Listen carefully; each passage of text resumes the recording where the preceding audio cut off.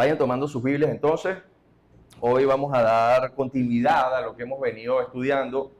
El mensaje de hoy tiene por nombre Obrero de Cristo. Un obrero de Cristo, ¿qué es eso? ¿Qué deberes tiene un obrero de Cristo y cuáles derechos tiene un obrero de Cristo?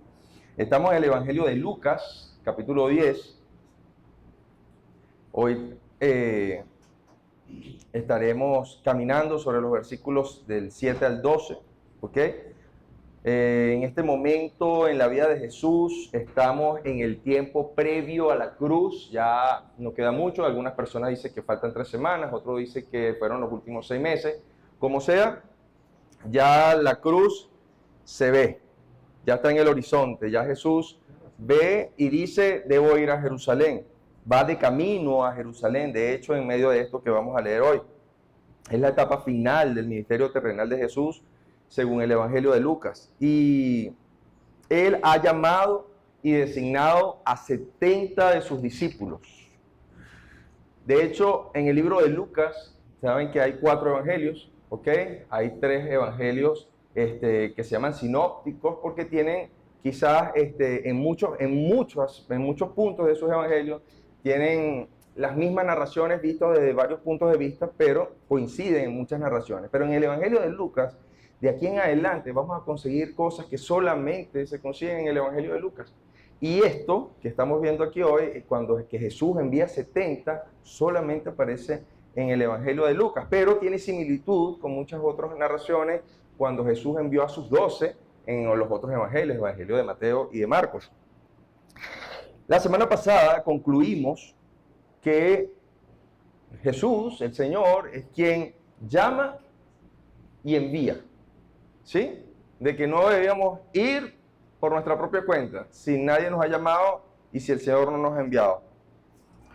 También vimos que era un hecho de que la mies es mucha, de que el trabajo que hay que hacer es mucho. Aún hoy en la actualidad el trabajo es mucho. Gracias, ya tenía. Bueno, bien. Aquí uno se hidrata mucho. Debes hacerlo. Sí, un deber. Me están cuidando, ¿verdad? Gracias, brother. Ahora me la tomo. También entendimos de que así como la mies es mucha, nuestro deber ante la mucha mies es orar a Dios por más obreros, para que envíe más obreros a la mies. Y ya entra el concepto del obrero, es Dios quien los envía. Estos obreros, ¿quién es el obrero? En una mies, que realmente significa una cosecha de cereales, ¿qué es el obrero? El obrero es el que trabaja esa cosecha, el que recoge, el que siembra, el que cuida, ¿ok? Estamos hablando de trabajadores. Oremos por más trabajadores. Yo creo que aquí no hay que explicar qué es un trabajador, ¿verdad? Todos sabemos qué es el concepto de un trabajador. Jesús también nos hizo ver que la condición del obrero que Él envía, les dice, he aquí los envío como corderos, ¿sí? Y como corderos, pero no solamente como corderos, sino corderos en medio de lobos. ¡Wow! Pero estuvimos viendo que no era un cordero que estaba solito ahí en medio de una jauría de lobos, sino que era un cordero que estaba en los brazos de su Señor, aferrado a su pecho, porque Él es quien le cuida. Lo vimos así en Isaías 40:11. El Señor también fue un cordero que fue llevado al matadero, ¿sí? ¿Cuáles eran las actitudes que tenía que tener el obrero que enviaba el Señor, este cordero? Prudente y astuto como serpiente, ¿sí? Prudente, no engañoso ni que pica, no era ese el enfoque era más bien una culebra o una serpiente que te avisa antes de que te acerques, porque es prudente y no quiere hacerte daño. Esa es la actitud de una serpiente, astuto, atento a lo que pueda pasar, y si es necesario apartarse, es mejor apartarse. Pero también hay otra cualidad de estas actitudes, que era sencillos como palomas, humildes, sin contenciones, siendo sinceros y humildes en lo que están haciendo. No creyendo que porque son enviados de Jesús, el que hace milagros, portentosos, bueno, respeten. No, más bien una actitud humilde como la de Jesús. Aprendan de mí, dice Jesús, que soy manso y humilde. Debían ir a la misión ligeros y enfocados. ¿sí? Viene Jesús diciéndole en el versículo del capítulo 10, versículo 4, no llevéis bolsa, ni alforja, ni calzado, y a nadie saludes por el camino. Porque los saludos en el contexto judío eran saludos largos, y preguntabas por la familia, y preguntabas por fulano, y debías dedicar tiempo a saludar. Jesús dice, no te enfoques, en el camino no saludes a nadie. No lleves nada. Lleva lo que necesitas para salir, pero no lleves nada de repuesto o provisiones, porque Dios proveería lo que ellos necesitan. Y ya veremos más detalles acerca de eso. Y lo que les prohíbe hacer en el camino, debían hacer al llegar a la casa que llegaran, a cualquier casa que llegaran. Saludar y dar el primer anuncio al entrar, que era la paz del Señor, el mensaje de la paz. El mensaje de la paz. No debían hacer acepción de casas ni de personas. Solo en la primera casa donde le dieran cabida, ahí debían entrar y llevar el mensaje de la paz. Hoy nos vamos a enfocar en el resto de las instrucciones que Jesús le da a sus obreros y reflexionaremos un poco en lo que percibe el obrero, qué es lo que dice Jesús acerca de eso y cómo lo considera el Señor en su palabra. Recuerden que esto es lo que el Señor dice, ¿sí? Leamos los versículos que vamos a ver hoy. Estamos en Lucas 10, versículos del 7 al 12. Dice, y posad en aquella misma casa, la casa en la que entró, comiendo y bebiendo lo que os den, porque el obrero es digno de su salario. No os paséis de casa en casa.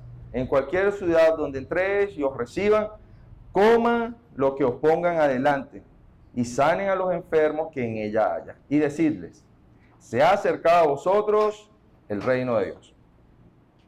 Mas en cualquier ciudad donde entréis y no os reciban, saliendo por sus calles, decid, aún el polvo de vuestra ciudad que se ha pegado a nuestros pies, lo sacudimos contra vosotros.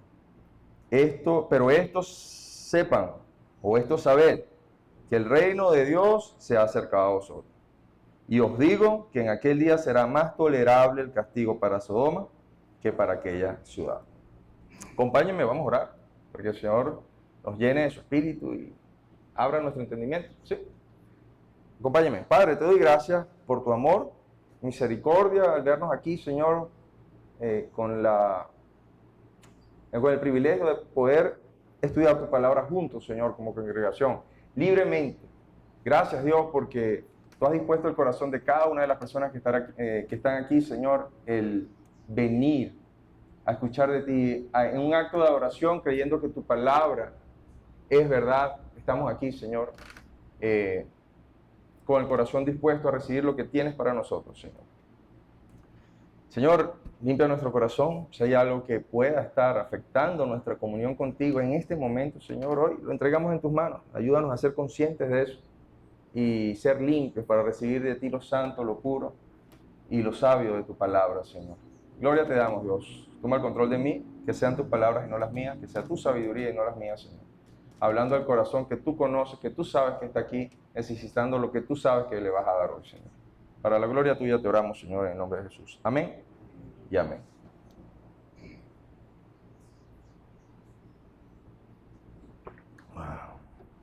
Ok.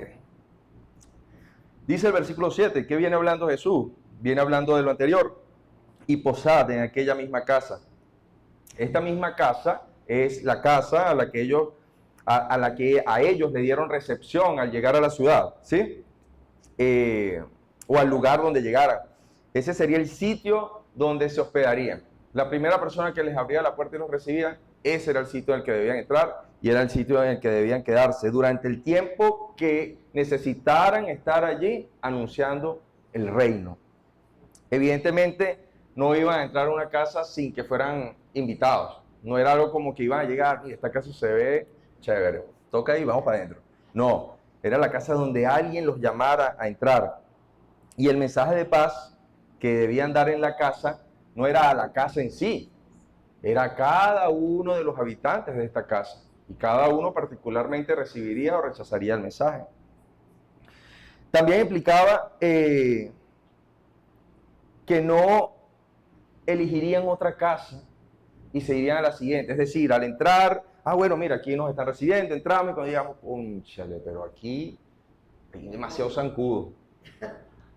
No, vamos a ver si nos reciben en otra. No, ya va. El mandato era, llega y ahí te quedas, ¿sí? Y ahí el Señor proveerá. Era esa la instrucción y era esa la forma en que Dios los acompañaría y les proveería. Debían hospedarse en cualquier casa que les abriera la puerta, ¿sí? Y quedarse allí.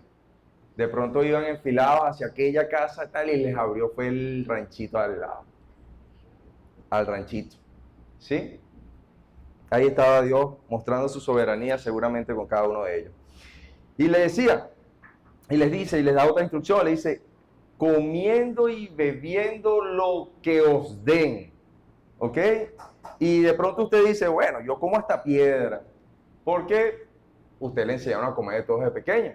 Yo conozco personas a medida que todavía tienen problemas para comer ciertos alimentos y no comen ensalada y todo eso, eso pasa, ¿sí? Pero tú podrías decir, bueno, yo no tendría problema con eso, yo puedo irme de misionero y esto aplica a nuestro contexto actual de los misioneros. Pero el tema aquí había un gran inconveniente para ellos en específico, porque no debían menospreciar nada de lo que les dieran para comer y beber. Entenderían que lo que recibían era la provisión de Dios y rechazarlo era rechazar la provisión de Dios, pero el problema no era ahí, sino que estas personas a quien Jesús está enviando son judíos. Y según la tradición judía y el contexto de la ley judía, habían ciertas cosas que ellos no se permitían comer, porque podrían no ser limpios, o incluso quien preparaba las comidas quizás no hacía el ritual del lavado de platos, o el lavado de vasos, o el lavado de manos correspondiente, y no dice por ninguna parte, verifiquen bien que todo esté limpio según las tradiciones que han aprendido desde pequeño. No, lo que le den, cómanlo y bébanlo. Esa era la orden. Y entonces debían entender, si Jesús dijo eso, entonces todo lo que coma debe estar limpio. Debo asumir que debe estar limpio. Y después Jesús hace una declaración bien importante, una declaración que en algunos casos ha sido polémica, pero es palabra de Dios, no estamos inventando nada. Dice el Señor, porque el obrero es digno de su salario. Y esto tiene que ver con la retribución que recibe alguien por causa de un trabajo que ejerce. El hospedaje y la comida debían considerarse como salario que recibían por su trabajo para el Señor. Jesús mismo establece aquí la definición de dos términos. Obrero es quien trabaja para la obra de Dios. Era lo que estaban haciendo. ¿Qué estaban haciendo? Anunciando el reino, ¿sí? Y ese es el trabajo al que el Señor nos llama, a anunciar el reino.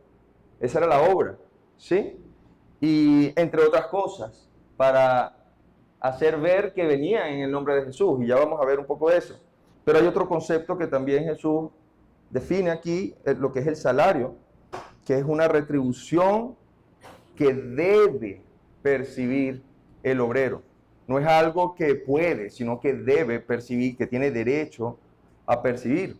Pablo hace referencia a esto en la carta a su discípulo Timoteo, una carta pastoral, una carta donde le da direcciones a Timoteo de cómo llevar adelante la iglesia de Éfeso, a la cual estaba Pablo encargando a Timoteo. Si quieres vamos un momento a 1 de Timoteo 5.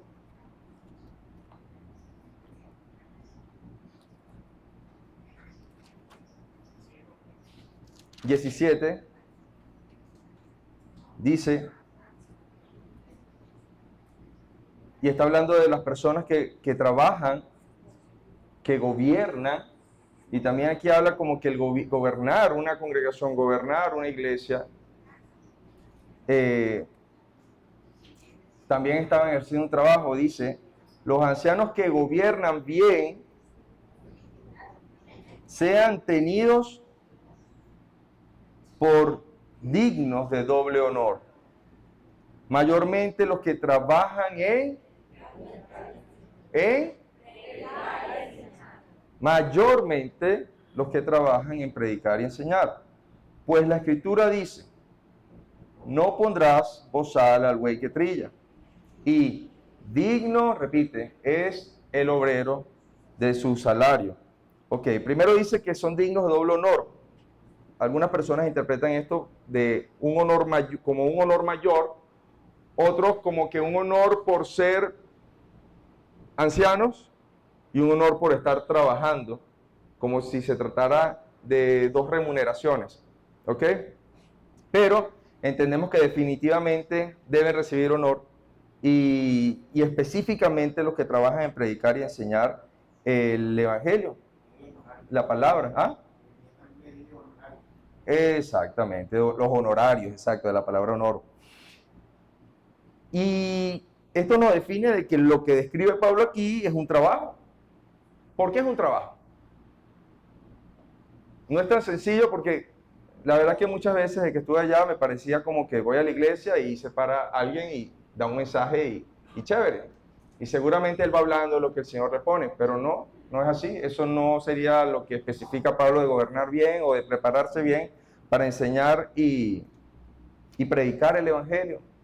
Resulta que estar aquí, gobernar y enseñar y predicar requiere de esfuerzo, requiere de inversión de tiempo, requiere de atención, dedicación. Aparte de eso es una gran responsabilidad. Podríamos decir aquí cualquier cosa erróneamente y usted llevarse un pensamiento, una expectativa de Dios, la cual no es como Dios la expresa. Y incluso nos toca a veces dar de lo que recibimos, dar de lo nuestro. Y yo no sé si usted ve que el esfuerzo, tiempo, atención, dedicación es lo mismo que tú inviertes en un trabajo secular. ¿Sí? Es lo mismo, se parece. Entonces, ¿qué lo diferencia de un trabajo? No solo es preparar un mensaje por horas, de hecho lo es, o sea, preparar un mensaje por horas, literalmente, pero no solamente es eso, sino que también está incluida la atención casi a libre demanda de los discípulos y miembros de la congregación para atender sus necesidades y aclarar sus dudas y dar dirección a la luz de la palabra. No es dirección a la luz de mi conocimiento o de mi entendimiento. No, a la luz de la palabra. Gran responsabilidad y venir y preparar mensajes por horas para mostrar a Jesús como Él está aquí. Y lo que Él expresa en su palabra. Pablo también refuerza eso en 1 Corintios 9, donde está nuestro versículo a memorizar. Vayamos allá un momento y leamos. Está Pablo haciendo la defensa a su apostolado, al trabajo que él venido haciendo, porque la iglesia de Corinto era una iglesia bien complicada, porque cuestionaban el trabajo que Pablo hacía y cuestionaban que Pablo comiera de lo que ellos daban, que él se beneficiara de algo de lo que ellos proporcionaban para la obra. Y les dice Pablo en el versículo 1, no soy apóstol, no soy libre, no he visto a Jesús el Señor nuestro, no sois vosotros mi obra en el Señor. Si para otros no soy apóstol, para vosotros ciertamente lo soy, porque esta iglesia conocía a Pablo, lo conocían de cerca, porque el sello de mi apostolado, lo que me terminó de nombrar o comprobar como apóstol, sois vosotros en el Señor. Contra los que me acusan, esta es mi defensa. ¿Acaso, y pregunta, acaso no tenemos derecho de comer y beber? ¿No tenemos derecho de traer con nosotros una hermana por mujer, una esposa cristiana, como también los otros apóstoles y hermanos del Señor, los hermanos del Señor y Cefas? ¿O solo yo y Bernabé no tenemos derecho de no trabajar? Ahí se refiere a no trabajar en otra cosa para sostenernos, sino a vivir de lo que hay en la iglesia. ¿Acaso nosotros no tenemos derecho también de vivir de esto? Y usted dirá, pero bueno, y entonces, qué sabroso. Y por eso es que el tema se hace polémico. Porque ciertamente hay pastores o personas que se han dedicado a enriquecerse de lo que aparentemente es un ministerio de Dios, pero no es así. Y vamos a ver lo que dice la palabra. ¿Quién fue jamás soldado en sus propias expensas? Dice Pablo. Aquel soldado que mandan a la guerra dice, bueno, anda a la guerra y ve a ver allá donde te consigues una pistolita y vas dando, tú vas avanzando, vas creciendo orgánico. ¿Quién planta viña y no come de su fruto? ¿O quién apacienta el rebaño y no toma de la leche del rebaño? Digo esto solo como hombre. ¿No dice esto también la ley? Porque en la ley de Moisés está escrito, no pondrás bozal al buey que trilla. Porque si le pones el bozal no puede comer de lo que está haciendo. ¿Tiene Dios cuidado de los bueyes o lo dice enteramente por nosotros? Pues por nosotros se escribió, porque con esperanza debe arar el que ara y el que trilla, con esperanza de recibir del fruto. Si nosotros sembráramos entre vosotros lo espiritual, si nosotros sembramos entre vosotros lo espiritual, es gran cosa si segáramos de vosotros lo material. Porque pareciera que hubiera como un estándar de valor entre lo espiritual y lo material.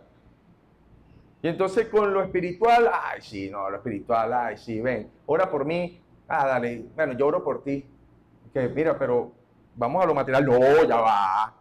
Como que lo material está por encima de lo espiritual, no, ya va, espérate un momento, porque ya ahí estamos hablando de otros términos, ¿no? Pero lo espiritual siempre va a estar por encima de lo material. Y mayor bendición hay en recibir de lo espiritual que de lo material. Por eso Pablo hace esta comparación y dice, pues si les dimos de lo espiritual, ¿qué es si nos dan de lo material? Si recogemos de lo material. Si otros participan de este derecho sobre ustedes, ¿cuánto más nosotros? Pero no hemos usado de este derecho, porque Pablo sabía lo que había en su corazón, sino que lo soportamos todo, por no poner ningún obstáculo al Evangelio de Cristo, allí en esa iglesia. ¿No sabéis que los que trabajan en las cosas sagradas comen del templo y que los que sirven al altar, del altar participan? Versículo memorizar. Así también ordenó el Señor que los que anuncian el Evangelio, que vivan del Evangelio.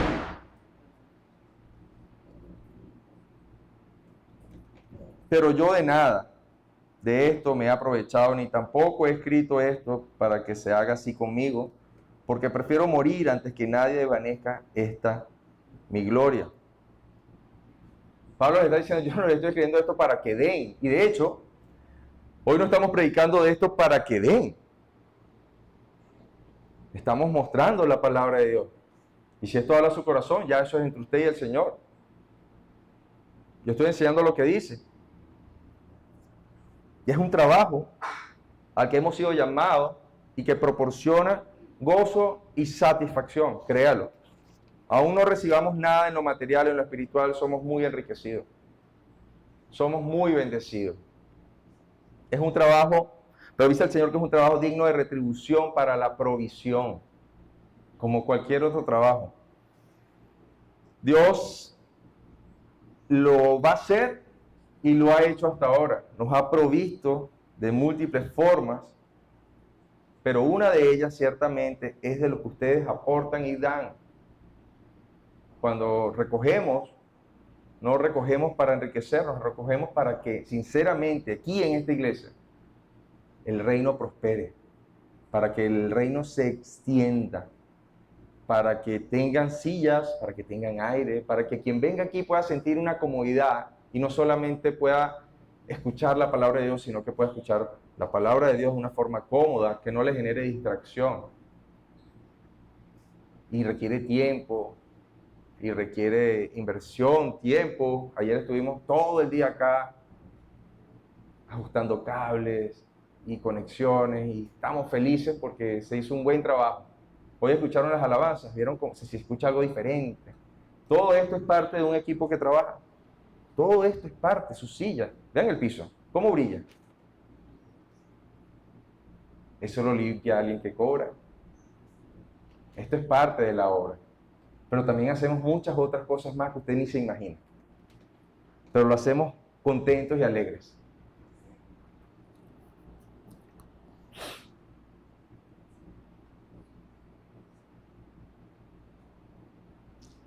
Sinceramente, y hoy quizás el medio que Dios menos puede usar para proveernos es a través de lo que recibe la iglesia. Dios usa otras cosas. Wow, no tienen idea cómo Dios hace, porque Dios es el que tiene cuidado de nosotros. Pero es un hecho que las finanzas de nuestra congregación no son las mejores, pero está ahí Dios tratando con nosotros y mostrándonos. Y el dar en la iglesia para la obra es comprometerte con lo que estamos haciendo, con lo que es la causa de Cristo. Hay una corriente de crítica en relación a esto a causa de personas que se han enriquecido manipulando y distorsionando el evangelio para obtener ganancias malavidas, pero también es responsabilidad de los que escuchan esos mensajes, de los que siguen a estas personas, porque no revisan las escrituras está claro, y a su vista debe saltar lo que no se está haciendo bien, cuando no se está gobernando bien la iglesia. Si leyeran la Biblia, vieran que muchos de esos mensajes son mentiras y que llegan es a donde tú crees que necesitas. Apuntan y manipulan a ese punto donde saben que tienes el lado flaco. En cuanto a este tipo de personas o pastores, no debemos generalizar. No debemos generalizar que todas las congregaciones son iguales. No. El Señor nos advierte en su palabra. Mira lo que dice Segunda de Pedro. No lo digo yo. Nada de esto viene de mí. Mira lo que dice Segunda de Pedro. Segunda de Pedro 2. 2, 1 al 3. Dice, pero hubo también falsos profetas entre el pueblo, como habrá entre vosotros falsos maestros. Ajá, ¿y qué hacen? Que introducirán encubiertamente herejías destructoras y aún negarán al Señor que los rescató, atrayendo sobre sí mismos destrucción repentina. Y muchos seguirán sus disoluciones. La disolución es una mezcla de la palabra de Dios un poquito, pero le meten otra cosa y una manipulación. Y no es un mensaje limpio de la palabra. Y muchos seguirán sus disoluciones por causa de los cuales el camino de la verdad será blasfemado. Por eso les digo, no pueden generalizar. Usted tiene una Biblia en mano, úsela. Y por avaricia, mira lo que también van a hacer, y por avaricia harán mercadería de ustedes con palabras fingidas, pero sobre los cuales ya de largo tiempo la condenación no se tarda y su perdición no se duerme.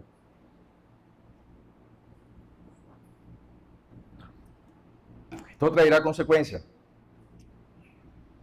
Dios vendrá cuentas con cada uno de ellos. ¿Hay falsos pastores? Sí, pero no todos. ¿Ok? Ahora, como les dije, no estamos pidiendo. No es mi deber, de hecho, no es mi deber pedir. No puedo hacerlo. Jesús no le dice a ellos, a la casa en que entren, pídanle comida y bebida. ¿Verdad que no dice eso? ¿Qué dice? Coman de lo que les den. Coman y beban de lo que les den. Y eso es lo que debemos hacer. Mateo 8, cuando Jesús envía a los 12, según la versión del Evangelio de Mateo.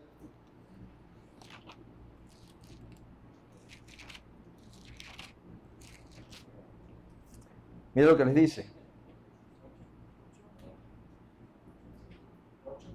El 7, Mateo 10, versículos del 7 al 8, dice, y yendo, prediquen diciendo, el reino de Dios se ha acercado, sanen enfermos, limpien leprosos, resuciten muertos, echad fuera demonios, y esto habla de un trabajo, ¿no? Pero miren lo que dice, dad de gracia, de gracia recibiste, dad de gracia. Eso es lo que el Señor nos habla a nosotros. Y tenemos que estar bien seguros de lo que Dios me habla a mí y de lo que le habla a la congregación. A mí me habla, dad de gracia, lo que recibiste es de gracia. ¿Sí? Listo. Sin esperar nada a cambio. Ok. Pero ahí mismo, en ese mismo capítulo, en unos 2 versículos más adelante, ¿qué dice? Mateo 10.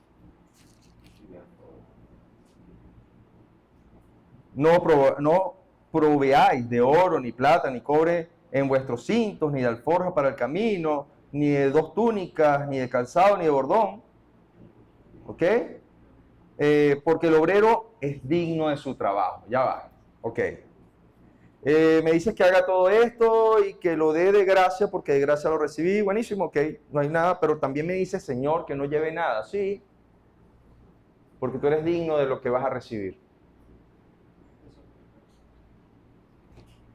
El obrero es digno de su trabajo y debemos esperar que sea el Señor el que nos va a proveer. ¿Sí?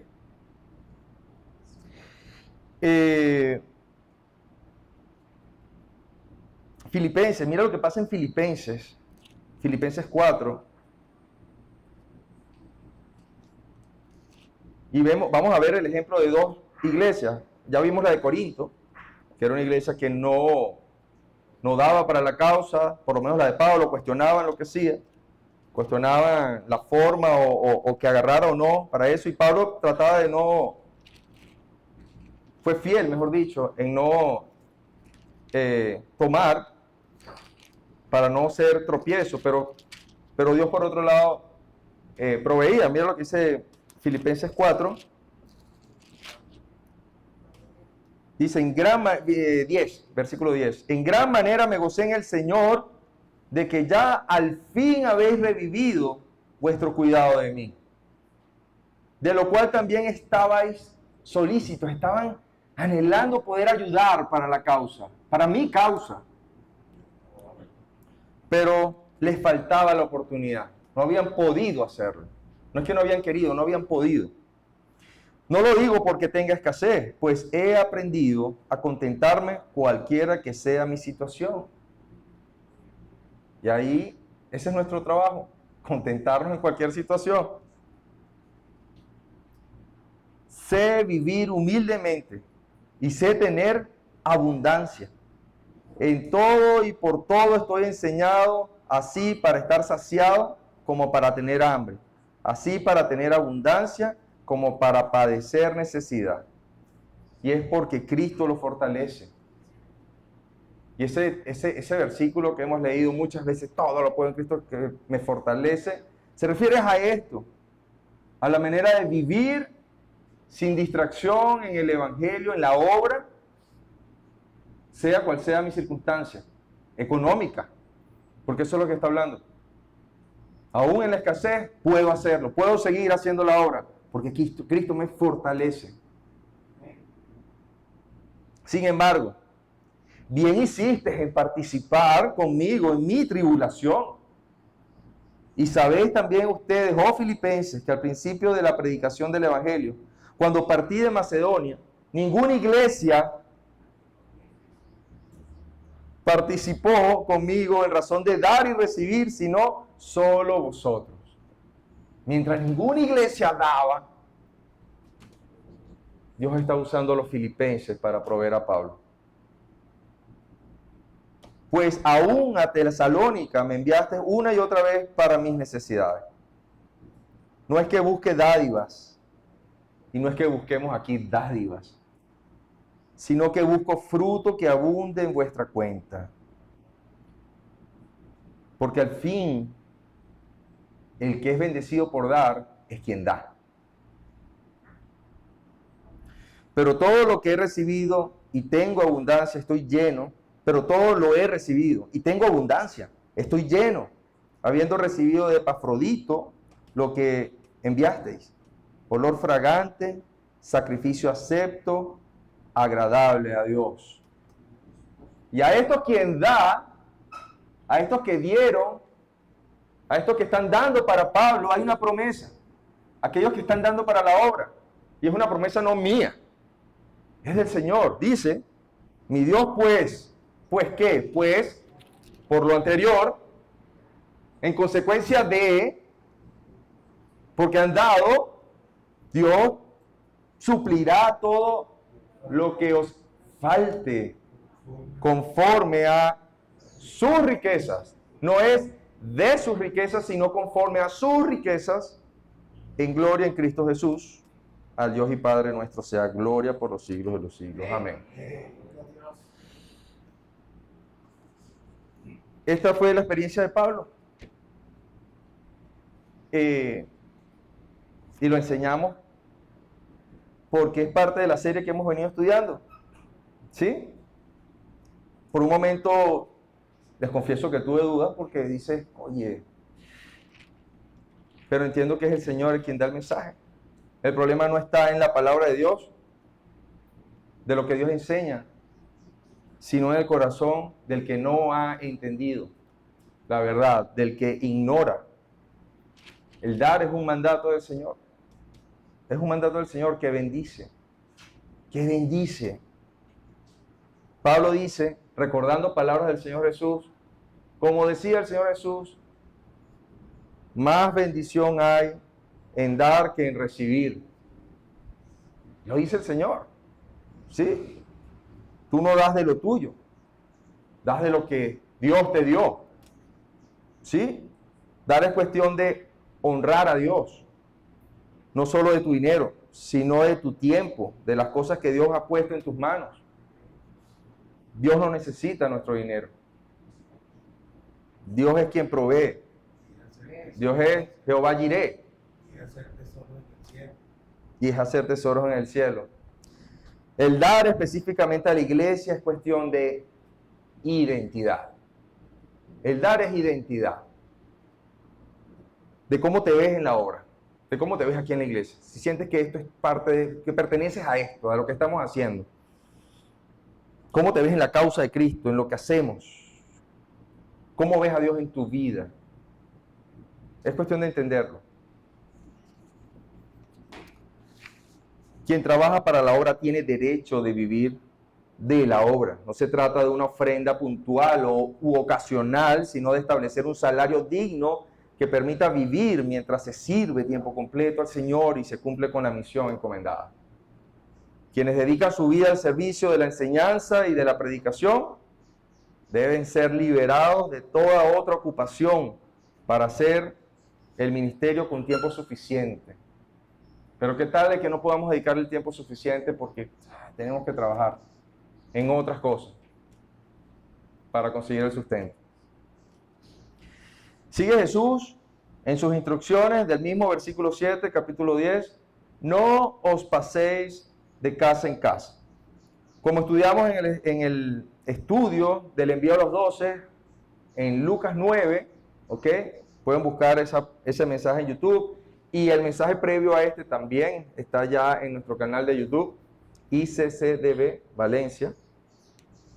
Como estudiamos allá, esto evitaría el que no se pasen de casa a casa, lo que hablamos al principio, que se pasaran de una casa humilde a una mejor, teniendo preferencias. No, debían quedarse allí Y Jesús lo especifica, no se pasen de casa en casa. Debían permanecer mientras estuvieran allí en la misma casa que les recibió. Versículo 8 dice, en cualquier ciudad donde entréis y os reciban, coman lo que os ponga adelante. Y prácticamente repite, ¿verdad? Comiendo y bebiendo lo que os den. Podría ser judía o no la casa en la que entraran. ¿Y esto qué significa? Igual debían entrar y comer lo que ofrecieran. Ya Jesús les había enseñado que lo que contamina al hombre no es lo que entra por su boca, no son los alimentos, sino lo que hay en el corazón. Entonces ya el comer y beber de lo que le dieran no debería ser un impedimento, según la enseñanza de la tradición judía, no de la palabra de Dios, sino lo que tenían como tradición, que era tradición de hombres, que había sido impuesta por los líderes religiosos de la época.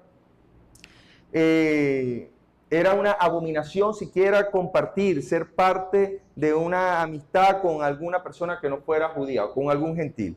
Ellos debían trascender esas barreras culturales y decir, mira, no importa quién sea, debes ir y anunciar el reino. Jesús se caracterizó por enseñar la verdadera interpretación de la ley de Dios y separarla de la tradición de los hombres que generaba esclavitud social. El versículo 9 dice, y sanad a los enfermos que en ella haya, y decidles, se ha acercado a vosotros el reino de Dios. La misión encomendada, atender las necesidades de los que se encontraban enfermos. Este fue el ministerio de Jesús y era lo que manifestaba su condición mesiánica. A través de que Jesús hiciera estos milagros mesiánicos, lo que se anunciaba en el Antiguo Testamento, que eran los milagros que iba a ejercer el Mesías. Él, haciendo esto, confirmaba al mundo de que él era el Mesías, la persona que había de venir. Y sus discípulos, a través de estos milagros, anunciaban las obras del Mesías, anunciaban el reino se había acercado, anunciaban que el Mesías estaba cerca. En función de eso, el mensaje del reino debía ir acompañado de las señales de sanidad propias de este Mesías. Y la otra función era que la señal milagrosa debía estar acompañada del anuncio. Hago el milagro y digo, se ha acercado a vosotros el reino de Dios. Si decía se ha acercado a vosotros el reino de Dios sin la señal, podría haber duda. Entonces venía la señal, pero si hacía la señal y no decía nada, podría perfectamente recibir gloria quien hizo la señal. Y no era esa la idea. La idea era que se anunciara que el Mesías estaba, que el reino de Dios se había acercado. Versículos 10 al 12 dice, más en cualquier ciudad donde entréis y no os reciban, porque es que también existía la posibilidad de que no los recibieran, ¿sí? Hoy día también existe la posibilidad de que cuando tú prediques el evangelio, la gente no lo reciba. En cualquier ciudad donde entréis y no os reciban, saliendo por sus calles digan, aún el polvo de vuestra ciudad que se ha pegado a nuestros pies, lo sacudimos contra vosotros. Pero esto sabed que el reino de Dios se ha acercado a vosotros. Y os digo que en aquel día será más tolerable el castigo para Sodoma que para aquella ciudad. En el caso de no recibido, Jesús da instrucciones específicas. Si no lo reciben en una casa, caminen por las calles, vayan a las calles públicamente, pregonen, digan, hagan una declaración a voces, gritando, aún el polvo de vuestra ciudad que se ha pegado a nuestros pies, los sacudimos en contra de ustedes. Pero sepan, el reino de Dios se ha acercado a vosotros. Por un lado, estaban dando a entender que no sacaban nada de esa ciudad, no se llevaban nada, ni el polvo que se había pegado a las sandalias, lo sacudían. No hemos tomado nada de ustedes. Y era un testimonio contra ellos de haber rechazado el mensajero y el mensaje de la gracia. Por un lado era eso, y por otro lado, hay una hermosa palabra, pero. Ese pero significa, aun cuando hayan rechazado esto, les decimos el mensaje. Aun cuando habían rechazado el mensaje, igualmente el reino de Dios se había acercado a ellos. Quizás al darse cuenta, algunos se arrepentiría y aceptaría el mensaje, pero era una demostración de misericordia, aún con ellos que habían rechazado el mensaje, dando la oportunidad de cualquier cambio de actitud con el mensaje. Después de esta última instrucción, Jesús hace una referencia en función a el rechazo del mensaje. Dice, y os digo, o sea, ya fue la última instrucción, ¿ok? Ya les dijo, sacúdense las sandalias y digan esto. Ok, ahora Jesús les dice, y les digo, que en aquel día será más tolerable el castigo para Sodoma que para aquella ciudad. Y obviamente sabemos que se está refiriendo a quienes rechazaron a Dios. Y se está refiriendo al día de la comparecencia de los pecadores delante del trono de Dios para ser juzgados. Viene un día en que eso va a pasar. Y se entiende que aunque todos los pecadores serán juzgados y condenados, hay una intensidad de castigo según la intensidad de pecado. ¿Sí? Sodoma era un ejemplo claro en la Escritura, en el Antiguo Testamento, de una ciudad extremadamente pecaminosa que fue destruida por un juicio divino. ¿Sí? ¿Algunos sabrán algo acerca de eso? Sodoma y Gomorra, cayó fuego del cielo, sí. Quizás alguien no lo sabe. Invito a leerlo, a buscarlo en el libro de Génesis, el primer libro de la Biblia. Esta ciudad es catalogada, el castigo a esta ciudad, Jesús lo cataloga como tolerable. Esa ciudad fue quemada por fuego que cayó del cielo. Y Jesús dice, bueno, ese castigo es tolerable. Al lado del castigo de quien rechace el mensaje de salvación. Es como que si al pecado original que ya tiene el hombre, a esa maldad que está ahí, se le suma el rechazo de la gracia que salva y que es ofrecida por Dios. Juan 3:36.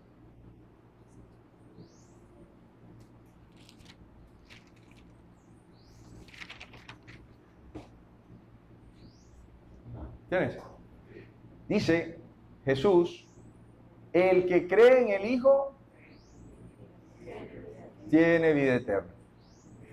Pero el que rehúsa creer en el Hijo no verá la vida, sino la ira de Dios. No es cualquier cosa. Es la ira de Dios. Está sobre él. Entonces, ¿qué podemos concluir hoy? Dios provee a quien llama a anunciar el Evangelio. Es un hecho. Confiamos en eso. También concluimos que quien trabaja para la obra tiene derecho de vivir de la obra. ¿Sí? Debemos entender que todo lo que nos dan, de procedencia lícita, por supuesto, es provisión de Dios para nuestro sostenimiento. Entendemos que lo que leímos hoy es palabra de Dios. Y como palabra de Dios puedes recibirlo o no. Rechazar el mensaje de salvación nos afianza en la condenación. Pero si has sido salvo porque recibiste el mensaje de salvación, ya eres salvo. Recibiste el mensaje de salvación, no eres condenado. Pero cuando nos resistimos a veces a entender todavía cosas de la palabra, pues somos salvos, pero hay cosas de la palabra que todavía no recibo, nos perdemos de las bendiciones que Dios tiene preparadas ahí para quienes creen en todo lo que el Señor expresa allí, porque es para nuestra bendición. Este libro no es para Dios. Este libro es para ti. Todo lo que está allí es para ti. ¿Sí? Para bendecirte. Es el deseo, el anhelo de Dios de relacionarse contigo, de darte instrucciones para que te vaya bien, para enseñarte, redarguirte. Dios tiene preparadas bendiciones quienes depositan completamente su fe en Él. Y el principal mensaje que no debemos rechazar, si hay alguien aquí que por primera vez lo oye, es el mensaje del Evangelio. ¿Qué es el Evangelio? El Evangelio es que Dios nos ama profundamente, pero hay un pecado que nos separa de su gloria. Hay un pecado que nos mantiene alejados de Él, un pecado con el que nacimos y al cual hemos agregado mucho. Y este pecado representa un gran abismo entre Dios y nosotros. Pero Dios estableció un plan, estableció un puente que cruza este abismo y se llama Jesucristo. No fue el hombre alcanzando a Dios, fue Dios alcanzando al hombre por medio de la vida de su Hijo Jesucristo. Y este puente representó su sacrificio. Fue representado en su sacrificio, tuvo que morir por el pecado tuyo y el mío. Y la deuda fue pagada. A nosotros no nos costó, a Él sí, su vida, su sangre. Tu vida vale la sangre de Dios mismo, la sangre del Cordero. Pero, aunque esta salvación está a disposición de quienes quieran creer, debemos tomar una decisión en aceptarla. Y es una decisión muy personal, a la cual, si nunca la has tomado, te invito a que consideres y reconozcas a Jesús como tu Señor y Salvador, reconozcas su salvación y permitas que Él transforme tu vida. Tiene un plan, maravilloso plan, pero necesitas aceptar esta salvación. Así como este pueblo había unos que aceptaban el mensaje y había otros que lo rechazaban, cada uno en sus consecuencias. Hoy, presentándote el Evangelio, te invito a que aceptes el mensaje de salvación. Dios se va a glorificar en tu vida. ¿Y cómo hacemos esto? Ora al Señor. Pequeña oración, sincera de corazón, donde lo reconoces su sacrificio, reconoces que vive, que Dios le levantó de entre los muertos y será suficiente para Dios escuchar el clamor y sea tu nombre escrito en el libro de la vida. Si ese es tu deseo, yo voy a hacer una oración y acompáñame. Dios está atento a nuestros corazones. Padre, te doy gracias por tu misericordia. Hoy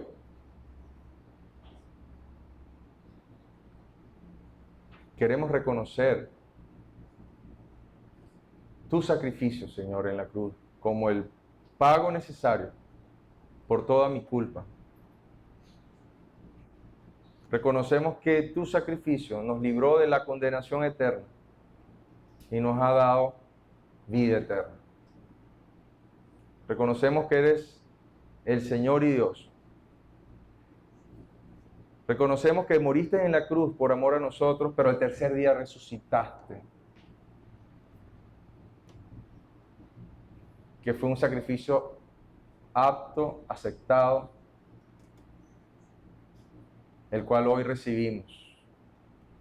Perdona nuestra maldad. Perdona porque hemos vivido según nuestra propia ley, según mis propias preferencias, sin tomarte en cuenta, Dios. Hoy queremos que vengas y seas el Señor de nuestra vida, de mi vida. Transfórmanos Transfórmame y haz los ajustes necesarios. Queremos verte. Queremos experimentar el gran amor que nos tienes, Señor. Gracias te damos por la cruz. En el nombre de Jesús. Gracias te damos por tu palabra, Señor. Gracias te damos por lo que nos has enseñado. Gracias por la forma en que nos hablas al corazón. Gracias por lo que hemos aprendido hoy. Porque necesitábamos escucharlo en la forma que fue dicho. Gracias, Padre. Bendice, Señor, esta iglesia. Bendice cada corazón, bendice cada familia. Provee para cada hogar, Señor, en medio de estas circunstancias tan difíciles que vivimos. Pero ayúdanos, Señor, a vivir por fe. A entender que tú estás ahí, que no te has dormido. Que estás atento a nuestras necesidades. Que eres tú el que pone en nosotros el querer como el hacer. Ayúdanos a buscarte. Ayúdanos en nuestra fe, Señor. Fortalece tu poder en nuestra debilidad, Señor, como así lo dices. Ayúdanos a vivir en gozo, en alegría, en paciencia, en esperar en ti, Señor, en medio de nuestras circunstancias.